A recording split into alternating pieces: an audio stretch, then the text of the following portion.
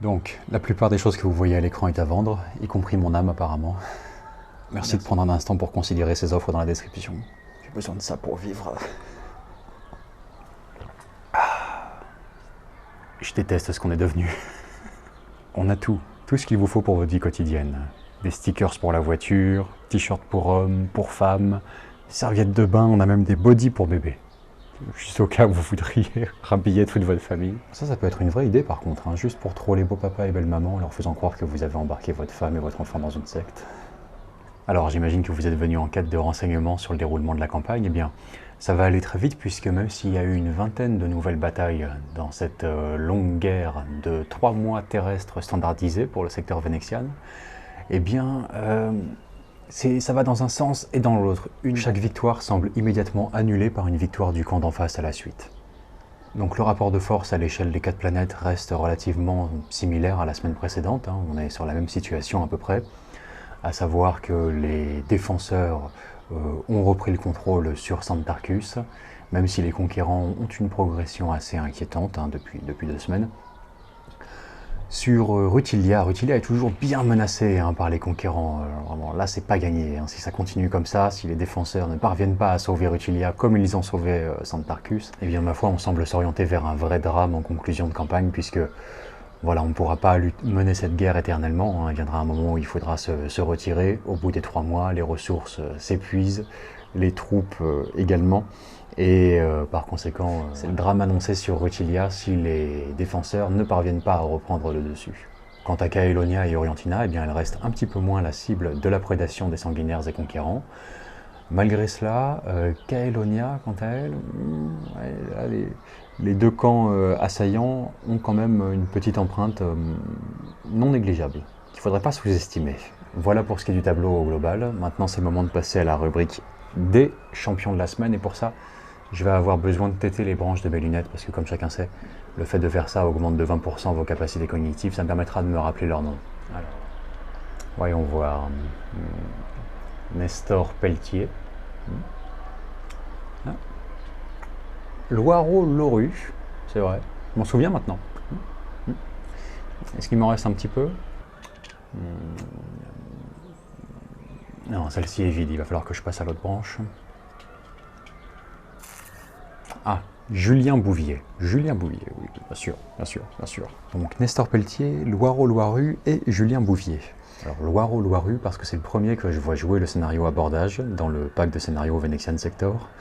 Donc ça fait plaisir de voir qu'au moins les petites heures consacrées à ce scénario, mais surtout le supplément Ombre et Murmure, auront au moins servi à quelqu'un. Il y en a peut-être d'autres qui l'ont disputé, mais c'est le premier en tout cas que je vois, comme ça de manière si flagrante. Est-ce qu'il a joué les règles Ombre et Murmure d'ailleurs en supplément? Je sais pas, je sais pas. Loireau, dis-moi que tu as joué les règles Ombre et Murmure, s'il te plaît.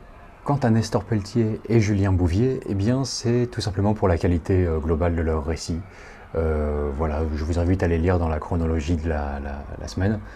Excellent petit compte rendu de bataille qui se prête bien notamment au format en fait de chronologie comme ça. Voilà, ça respecte bien un petit peu les petites instructions pour que ça s'insère parfaitement dans une chronologie comme on en trouve dans les bouquins de Warhammer 40 000. Impeccable, vraiment ce petit rapport là, concis et parfait. Désolé hein, pour le vacarme ambiant, hein. Je sais pas si vous l'entendez au micro. Mais... ouais, voilà. Ouais, c'est ça. Ça, c'est l'inconvénient d'habiter à côté d'une école, quoi. C'est à chaque récré, vous avez le droit au cri de joie des enfants.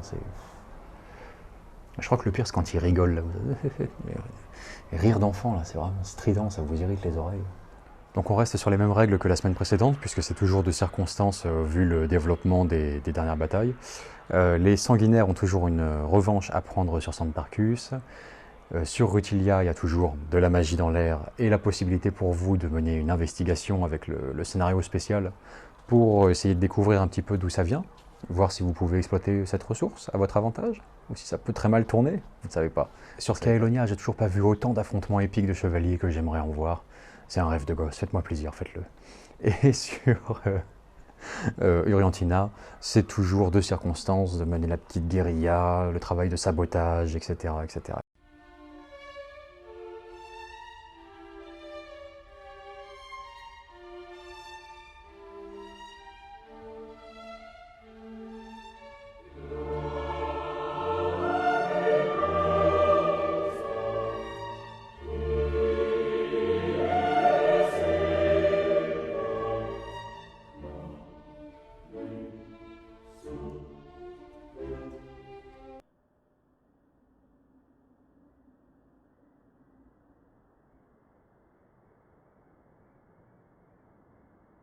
Alors, petit panorama avant le début de la partie, avec Timmy qui est là.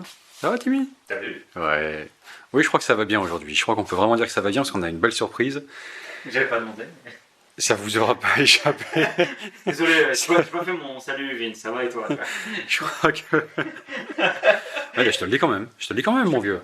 Non, mais comme vous pouvez le voir là, voilà, on a la surprise d'avoir une table zone mortalis. La table la plus stylée qu'on ait pu avoir ici, hein. Oui, à peu près. Oui, je pense que on peut le dire comme ça. Voilà, il y a un ami qui a ramené ça, extraordinaire. Celui qui a ce culte, Mechanicus toujours aussi incroyablement peint. Figurine d'une finesse et d'une beauté, avec ce schéma de couleur tout simplement exquis. Oui, enfin, n'en fais pas trop non plus, quoi. On a compris que tu voulais essayer de le gêner, mais quoi qu'il en soit, voilà, cette table va être domiciliée ici, maintenant, là, dans la Vince Cave. Et ça, c'est une belle surprise quand même. Alors, je vais vous dire, je suis vraiment dans un état second aujourd'hui, puisque non seulement, voilà, comme vous pouvez le voir, c'est Noël au mois de mai. Noël au mois de mai. Magnifique. Je me sens comme un gosse, là, avec cette nouvelle table. Voilà. Alors, encore travail en cours, hein, on précise. Hein. Oui, Il s'agira peut-être de faire les dalles en blanc ou un truc comme ça pour rajouter, mais déjà, putain, ça se combine bien avec les décors. Surtout, là, en fait, ce qu'on peut voir clairement sur la table, c'est qu'on a à la fois ça, c'est des dalles. C'est que des dalles Forge World, en fait. Du coup, il y a les dalles avec les décors dessus. Et ça, c'est les zones Mortalis. Donc, c'est celles que vous pouvez utiliser pour Necromunda, notamment. Superbe. J'aime bien les petits moules à cannelé sur le côté. Ouais. Ouais. Mon Ça en est. préféré, c'est Ça en le est. cannelé. Non, mais les arches et tout, enfin, bon, génial, quoi. Bref. Non, mais bon, ça pour dire, voilà. Donc, moi, je suis doublement sur un petit nuage aujourd'hui.